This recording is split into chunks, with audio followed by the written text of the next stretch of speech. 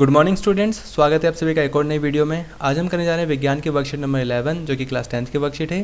और जो वर्कशीट है बेटा वो है 30 जुलाई 2021 की। आज की वर्कशीट में हम चुंबक के बारे में जानकारी हासिल करेंगे। ठीक है, सबसे पहले ये जानते हैं कि चुंबक की खोज किसने करी, चुंबक कहाँ से आया। यहाँ लिखा है देखो, प्राचीन यूनानी प्राकृतिक चुंबक मैग्नेटाइट की खोज करने वाले पहले लोगों में से थे।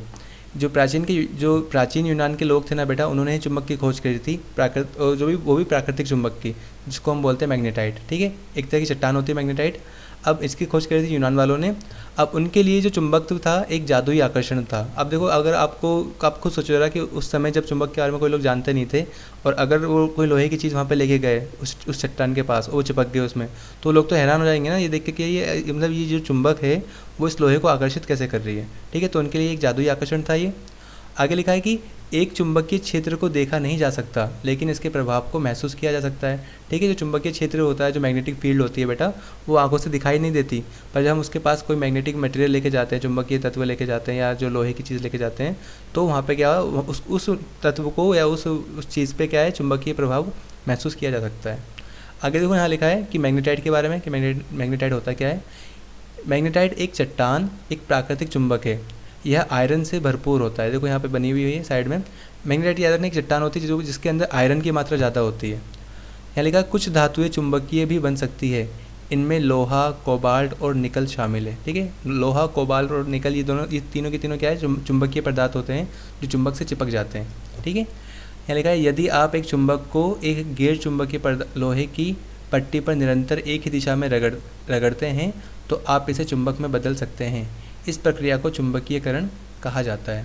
ठीक है, यहाँ पे ये एक्सपेरिमेंट शायद से आपने 6th-7th में भी किया था बेटा। इसमें क्या होता है कि आपको एक पतली शीट दी जाती है लोहे की, और उस पर आप चुंबक को रगड़ते हो एक ही दिशा में बार बार। इससे क्या होता है, वो जो लोहे की शीट होती है बेटा, उसके अंदर भी चुंबक की प्रॉपर्टीज़ आ जाती है। तो इसी को बोलते हैं हम चुंबकीयकरण या मैग्नेटाइजेशन। ठीक है, आगे देखते हैं बेटा। यहाँ लिखा है विद्युत और चुंबकत्व। अब देखो, विद्युत और चुंबकत्व का मतलब क्या होता है बेटा। अब देखो, चुंबक को जैसे मान लो नेचुरल चुंबक होती है, इसके अलावा वह याद रखना, हम कई तरह से चुंबक को खुद से बना सकते हैं, मतलब इलेक्ट्रिसिटी को उसके अंदर से फ्लो करा के। यहाँ लिखा भी है, इलेक्ट्रॉनों के प्रवाह को विद्युत कहते हैं। जैसे ही इलेक्ट्रॉन एक तार से गुजरते हैं वे एक चुंबकीय क्षेत्र बनाते हैं। आप अगर बड़ी क्लास में थोड़ा अच्छे से और भी इसमें डिटेल में पढ़ोगे कि जब भी कभी याद रखना, जब भी किसी वायर से इलेक्ट्रिसिटी को पास करते हैं ना, तो उसके चारों तरफ एक तरह से चुंबकीय क्षेत्र बन जाता है। ठीक है, मैग्नेटिक फील्ड बन जाती है। वैज्ञानिकों का मानना है कि चुंबकत्व और बिजली एक ही बल का हिस्सा है। इसे विद्युत चुंबकीय बल कहते हैं, इलेक्ट्रोमैग्नेटिक फोर्स बोलते हैं इसको बेटा इंग्लिश में। सो याद रखना, जो जितना भी मतलब वैज्ञानिक क्या मानते हैं कि जैसे चुंबकत्व और बिजली जो होता है वो एक ही बल का हिस्सा है, वो दोनों मिला के क्या बनाते हैं, विद्युत चुंबकीय बल बनाते हैं। ठीक है, यहाँ लिखा है डैनिश भौतिक वैज्ञानिक थे हंस क्रिश्चियन ऑस्ट्रेड। उन्होंने, यहाँ देखो, यहाँ पे इनकी पिक्चर भी बनी हुई है। उन्होंने विद्युत चुंबक की खोज 1820 में की थी। इस खोज से लोगों के जीने के तरीके में बहुत सुधार हुए। अब देखो, विद्युत चुंबक का मतलब क्या है बेटा, यानी कि विद्युत धारा पास कराकर किसी मेटल की चीज़ को, क्या मेटल या फिर कोई भी, जैसे मान लो हमने ऊपर एग्जांपल देखा ना, मेटल, कोबाल्ट, निकल, लोहा या कोबाल्ट या निकल का एग्जांपल दिया था। यानी जब उसमें से बिजली को पास कराते हैं, करंट को पास कराते हैं बेटा, तो उसके अंदर चुंबक की प्रॉपर्टी आ जाती है। इस तरह से जो चुंबक बनता है उसी को बोलते हैं विद्युत चुंबक। इसका फ़ायदा क्या है बेटा, इसका फ़ायदा है इसका, अब देखो आजकल जितनी भी बहुत सारी ट्रेन ऐसी है जो विद्युत चुंबक पे काम करती है, चुंबकीय बल पे काम करती है। ठीक है, इसके अलावा जैसे यहाँ पे देखो पिक्चर बनी हुई है ना, इस पिक्चर में क्या आप देख सकते हो कि यहाँ पर ये जो मैग्नेट है ये एक तरह से विद्युत चुंबकीय है, क्योंकि देखो इसमें से इलेक्ट्रिसिटी पास कराते हैं और जितनी भी लोहे की चीज़ होती है वो क्या होती है, इसमें चिपक जाती है। और जब उसको किसी गाड़ी में डालना होता है, ट्रक में डालना होता है, तो वो उसको क्या करते हैं, विद्युत चुंबक को ऑफ कर देते हैं, तो सारे का सारे जितनी भी लोहे की चीज़ है वो दोबारा से नीचे गिर जाती है। इस तरह से ये वर्क करता है। और भी कई जगह पे विद्युत चुंबक का उपयोग किया जाता है। जो घंटी होती है, ठीक है, जो बैल होती है, उसके अंदर भी विद्युत चुंबक का यूज़ किया जाता है। और भी कई जगह पे हम यूज़ करते हैं, वो आप आगे भी पढ़ सकते हो। यहाँ देखो, विद्युत चुंबक के बारे में बता रखा है कि वैज्ञानिकों ने लोहे के चारों ओर लिपटे कुंडलित तार में विद्युत प्रवाहित कर इसे चुंबक बनाने का प्रयास आरंभ किया। इस प्रकार के चुंबक को विद्युत चुंबक कहते हैं।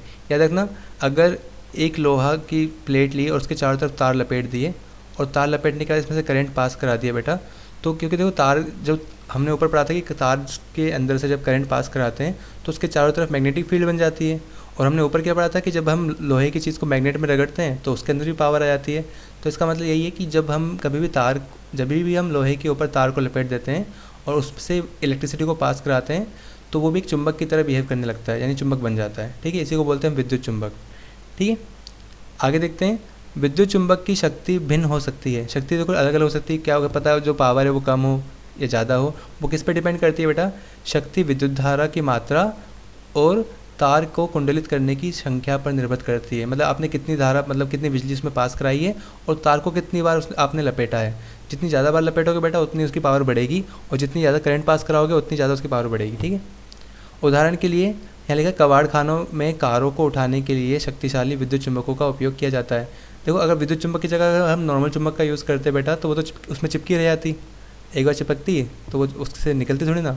इसलिए हम क्या करते हैं, उसके अंदर विद्युत चुंबक का यूज़ करते हैं, ताकि जब हमारा मन किया हम उसमें चिपका लेंगे, और जब उसको हमको फेंकना होगा तो हम क्या करेंगे, उसको कहीं पे छोड़ देंगे। तो इस तरह से यहाँ पे विद्युत चुंबक का हम उपयोग करते हैं। आइए अब इनके जो प्रश्न हैं उनके उत्तर जानने के प्रयास करें। यहाँ पे पहला जो प्रश्न दे रखा है बेटा वो क्या है कि उस चट्टान का नाम बताइए जो एक प्राकृतिक चुंबक है। अब प्राकृतिक चुंबक का नाम ऊपर हमने लिखा था, वो क्या था? मैग्नेटाइट। तो आप लिख सकते हो यहाँ पे मैग्नेटाइट। सो मैग्नेटाइट चट्टान ऐसी है बेटा जो एक प्राकृतिक चुंबक है। ठीक है, उसके बाद जो सेकंड प्रश्न है यहाँ लिखा है कि चुंबकीयकरण क्या है। तो इसको आप ऊपर वर्कशीट से देख के लिख सकते हो बेटा। यहाँ पे देखो, यहाँ से लेके यहाँ तक लिख देना कि कुछ धातुएं चुंबकीय भी बन सकती हैं, इनमें लोहा, कोबाल्ट और निकल शामिल है। यदि आप एक चुंबक को एक गैर चुंबकीय लोहे की पट्टी पर निरंतर एक ही दिशा में रगड़ेंगे तो आप इसे चुंबक में बदल सकते हैं। इस प्रक्रिया को चुंबकीयकरण कहते हैं या कहा जाता है। या आपको अगर उसको हल्का सा मॉडिफाई करके लिखना है तो लिखना, आप इसलिए लिख सकते हो कि चुंबकीयकरण वह प्रक्रिया है जिसके अंदर हम एक चुंबक को किसी गैर चुंबकीय पदार्थ पर रगड़ते हैं और वह जो गैर चुंबकीय पदार्थ है वह भी चुंबक में बदल जाता है। ठीक है, तो इसको आप इस तरीके से भी लिख सकते हैं हल्का सा मॉडिफाई करके। उसके अलावा देखो बेटा यहाँ पे क्या लिखा है, जो थर्ड क्वेश्चन है वो था कि विद्युत चुंबक की खोज किसने की। तो इनका नाम क्या था बेटा साइंटिस्ट का? ये वैज्ञानिक थे। आप इसे तो कि डेनिश भौतिक वैज्ञानिक हंस क्रिश्चियन ऑस्ट्रेड ने विद्युत चुंबक की खोज की। ठीक है, यहाँ से आप चाहते हो पूरा लिख सकते हो कि 1820 में की थी। यहाँ से लेके आप पूरा यहाँ तक भी लिख सकते हो। ये थर्ड का आंसर है बेटा।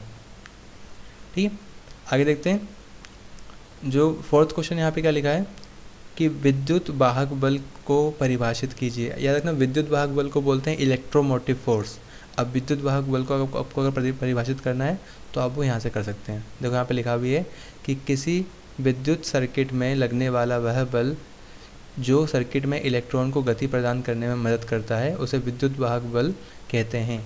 इंग्लिश में बोलते हैं इसको इलेक्ट्रोमोटिव फोर्स।